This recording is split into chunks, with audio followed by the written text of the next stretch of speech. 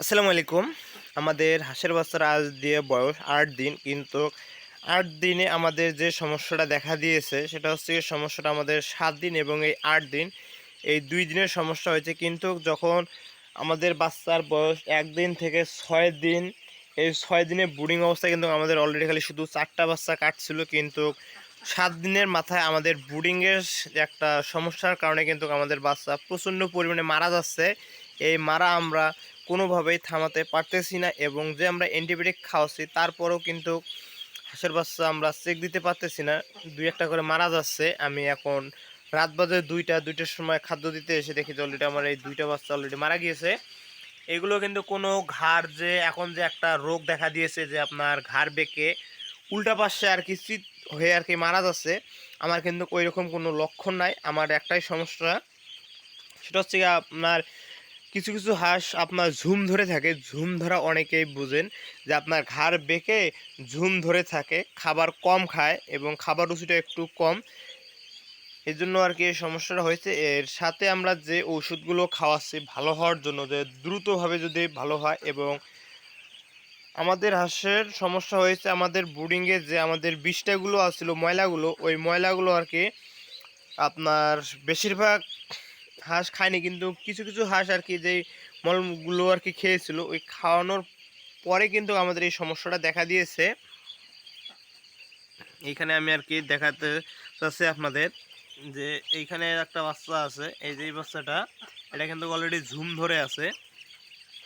কিছু কিছু বাচ্চা আছে একদম ঝুম ধরে থাকে, ওই ঝুম ধরে থাকা বাচ্চাগুলো কিন্তু আমার সমস্যা হচ্ছে বেশি। আর যেইগুলো ভালো বাচ্চা ওইগুলো কিন্তু আপনার চলাফেরা থেকে শুরু করে খাওয়া দাওয়া সব কিছু ঠিকঠাক আছে। আর এর পার্শ্ব প্রতিক্রিয়া যে ওষুধগুলো আমরা খাওয়াচ্ছি, একটা হচ্ছে আমাদের ডুয়াভিস। এই ডুয়াভিসটা 1 ml 1 লিটার পানিতে আমরা খাওয়াচ্ছি, এবং এর সাথে আরও অ্যাড করে দিয়েছি ডিএফএন। এই ডিএফএন এই ঔষধটা আমরা অ্যাড করছি, প্লাস হ্যাপাটনিক আছে। এই হ্যাপাটনিকটা হচ্ছে আমাদের যে লিভারের সমস্যা আছে, এই লিভারের কাজ করে হচ্ছে আমাদের এই যে হ্যাপাটনিক। এই 3টে ওষুধ খাওয়াচ্ছি, প্লাস এর সাথে আমরা এআইবি ভেট দিছি।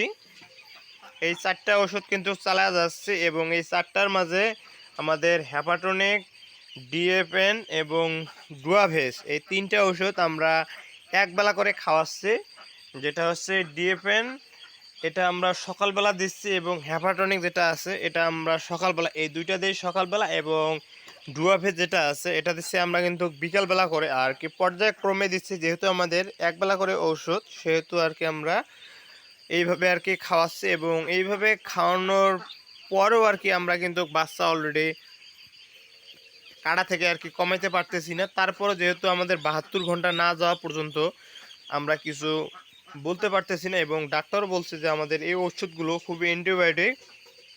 আর সেজন্য আর কি ডাক্তারও বলছে আমাদের কিছু সময় লাগবে, এই ওষুধটা যদি কাজ না করে তখন হয়তো আবারও বিপরীত ওষুধ দেওয়া হবে। কিন্তু আমাদের যে সমস্যাটা দেখা দিয়েছে যে আপনার যে ময়লা খাওয়ানোর পরে যে একটা ওষুধ আছে, সেটা হচ্ছে আমাদের ডিএফএন। এই ওষুধটাই কিন্তু এটার কাজ। আশা করা যায় যে আমাদের এই ওষুধটা খাওয়ালে আমাদের হাড়গুলো সুস্থ হবে, এবং এটা খাওয়ানোর পরে আর কোনো হাঁস কিন্তু অলরেডি আমাদের আক্রমণ হয়নি, কিন্তু যেইগুলো আর কি প্রথমে হয়েছিল ওইগুলোর কিন্তু সমস্যা আছে, দেখা দিচ্ছে।